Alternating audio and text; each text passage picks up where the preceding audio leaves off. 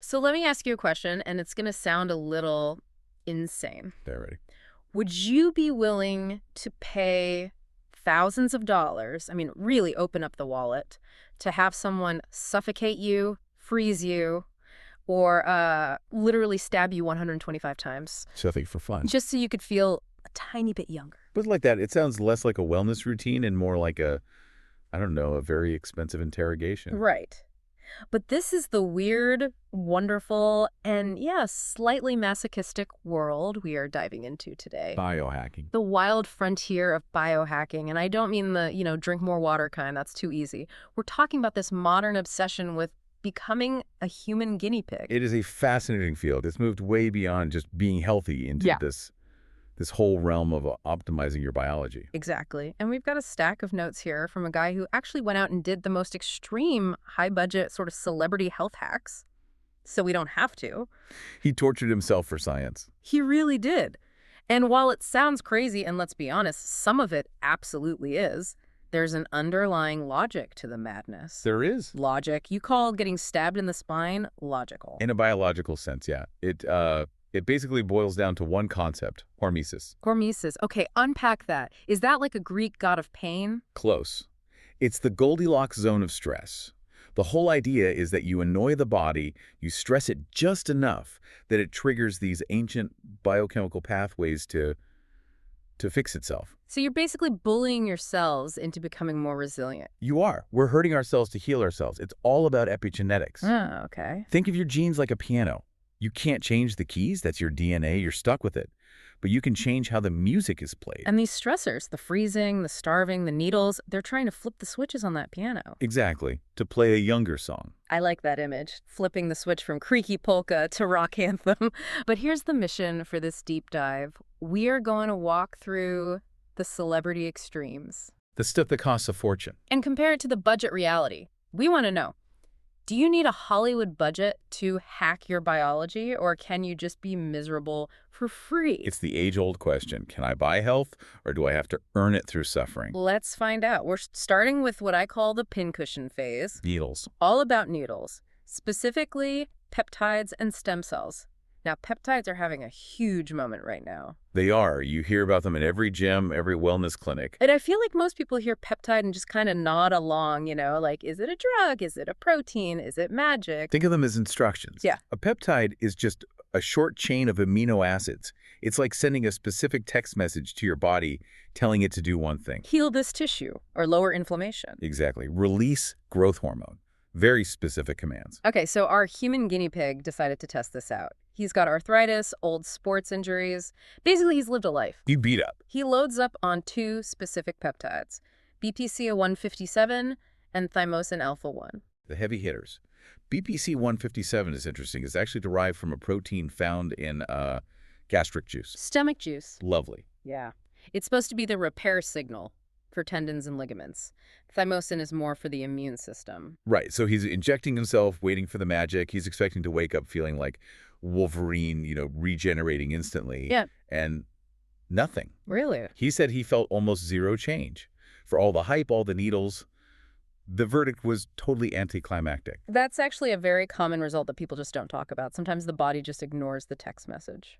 But here's where it gets really interesting. He found something that did work, better than the fancy lab-grown injections, and it costs $0. Let me guess. It wasn't something you buy in a vial. Nope. It was stretching, specifically myofascial stretching. That makes perfect sense. Does it? Because it sounds so incredibly boring compared to gastric juice peptides. It's boring, but it addresses the root cause. The fascia is like a wetsuit that wraps around your entire body, your muscles, bones, everything. Okay.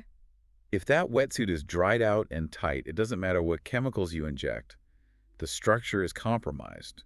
You have a mechanical problem, not a chemical one. That's a great distinction. So he started doing this routine every night, just stretching out that wetsuit, and boom, arthritis relief. Yeah. That and taking some cod liver oil. Omega-3s. It's almost insulting, isn't it? You want the sci-fi cure, and the answer is touch your toes and eat some fish. Simple mechanical solutions often beat complex chemical ones. But I'm guessing he didn't stop at peptides. Oh, no. That was just the appetizer. Now we get to the main course of the pincushion phase, stem cells. Ah. And this story is Well, it's a comedy of errors. He goes to a high-end clinic in LA, but apparently to get the good stem cells, they need to harvest them from your own fat. Adipose-derived stem cells. They're very potent. Fat tissue is actually rich in them. Right. But here's the problem. Our guy is fit. He doesn't have a lot of spare fat. A good problem to have, usually. Usually. But in this case, he literally has to force feed himself to gain weight just so he has a roll on his stomach for them to harvest. That is dedication. Getting fat for your health, I think I could get on board with that part of the protocol. It gets worse. They knock him out, siphon out the fat, spin it down, and then they inject him. Not once or twice, 125 times. 125. Into the spine, the elbow, the shoulder, just peppered him. And the aftermath, this is the visual. He's in LA, arguably the vainest place on earth. He's sore, he's bruised black and blue from the liposuction. I know. And he can't shower. So he's walking down Hollywood Boulevard, wearing sweatpants, hair a mess, shuffling like a 90-year-old man. The ultimate walk of shame. That, of course. Of course. He's outside a fancy health food store, looking like he just crawled out of a dumpster. And a fan goes, "Hey, I love your health advice." Oh, that's tragic. And he's just standing there, basically crippled, trying to explain, "I swear, this is what healing looks like. I'm optimizing." So the million-dollar question, did it work? He said he felt some improvement, but again, mixed results. Not worth the price tag. But here's the aha moment. You have a stem cell clinic inside you right now. We're talking about autophagy. Bingo. Explain how this works, because it sounds too good to be true. So autophagy literally means self-eating. It sounds gruesome, but it's brilliant. When you stop eating for a prolonged period, Like how long? usually starting around day 2 or 3 of a fast, your body runs out of glucose, it's easy fuel, it gets desperate. So it starts eating muscle. No, that's the misconception. Before it eats healthy tissue, it looks for the junk. It hunts down these senescent cells, the zombie cells that are old and broken. It breaks them down for parts, cleans house. Okay, so that's the cleaning part. Where do the stem cells come in? That happens when you eat again. When you finally break the fast, your body registers the nutrients and says, hey, we cleared out all that old junk, now let's rebuild. And it releases a massive spike of stem cells. So you don't need a clinic in LA. You just need to not eat. Precisely. Fasting is the poor man's stem cell therapy. But there's a catch. Always a catch. When you're deep in a fast, you are in a fragile state. Our source makes a specific point. Do not go hit a CrossFit workout. You have to rest. So starve and nap. That's the budget hack. It's brutally effective. All right, let's move from needles to suffocation. Section 2. Suffocation and vampirism. I'm assuming we are talking about oxygen training and blood clean. You got it. Let's start with the machine with the terrifying name. Intermittent hyperoxic training. It's a mouthful. IHHT. It's actually used by fighter pilots. It's a $10,000 machine. You're on a treadmill, wearing a mask that looks like Bane from Batman, and it starts messing with you. First, it drops the oxygen levels way down. Simulating high altitude. You're basically suffocating on Mount Everest for a minute. Then flip. It floods you with 80% pure oxygen. So what is the body actually doing during this roller coaster? It's panicking, but in a productive way. When you starve the cells of oxygen hypoxia, they scream for air. To compensate, the body literally builds new capillaries, new blood vessels, to deliver oxygen more efficiently. So you're upgrading your entire vascular plumbing. Exactly. But our human guinea pig made a classic mistake. He thought, if a little suffocation is good. A lot must be better. The downfall of many a biohacker. Yep. He pushed the settings too hard, and instead of optimizing, he triggered a massive immune crash. He was sick for 2 weeks. Why? What happened? Well, when you increase blood flow that drastically, you liberate toxins from old injuries or inflamed areas, you dump garbage into the system faster than the liver can handle it. He effectively poisoned himself with his own waste products. So don't overdo the suffocation. Got it. But for those of us without 10 grand for a Bane mask, what's the hack? It's surprisingly simple. The free version. Sprints with breath holds. How does that work? You do a sprint, but you hold your breath for the last few seconds. You're creating that same oxygen debt that forces the body to adapt. Sprints and holding your breath sounds miserable. I love it. Now, the vampire stuff? Ozone therapy. This is where they take your blood out, right? Yeah. They hook you up, drain some blood into a machine, mix it with ozone gas, and then put it back in. It's like an oil change for your veins. The theory is that it acts as a deep cleanser, especially for hidden infections. But again, expensive. And needles. What's the budget version? Well, your body has a built-in ozone machine. It's called your liver. Of course it is. If you want to clean the blood, you just support it. Exercise, saunas, and my favorite cruciferous vegetables. Broccoli. We're back to broccoli. Broccoli, kale, Brussels sprouts. They contain compounds that crank up your body's detoxification enzymes. So eat your broccoli and go for a run, and you're basically doing the work of a blood cleaning machine. Effectively, yes. Just takes a bit longer.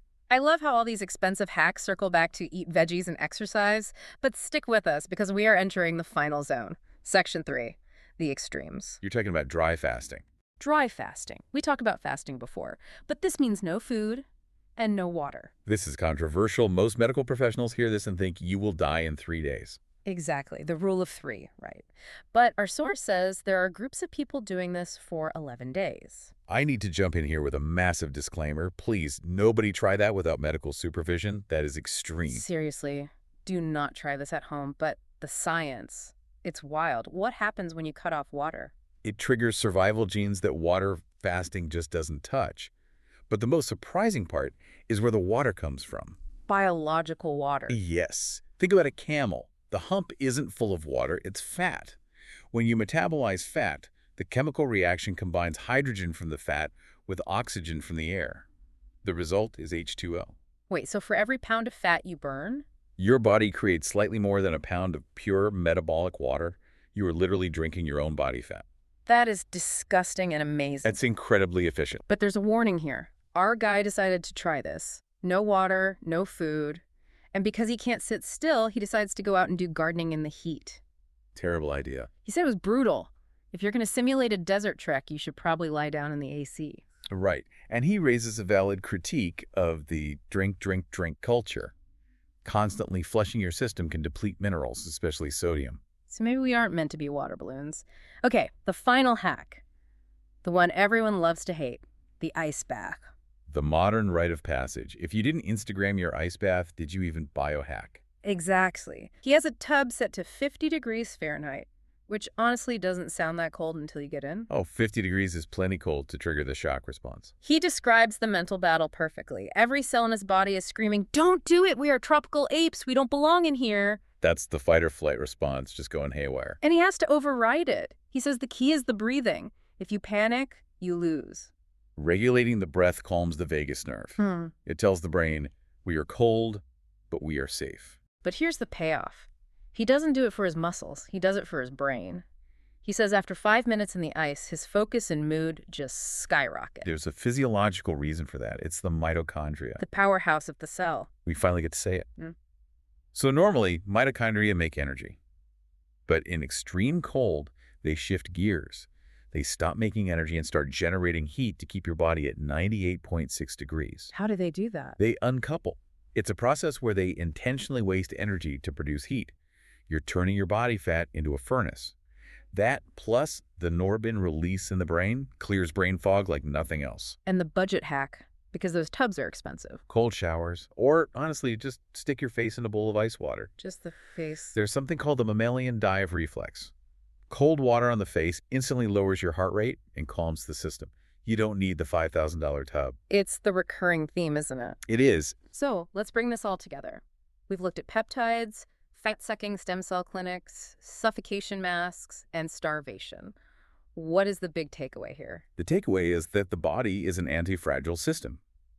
It gets stronger when you attack it strategically.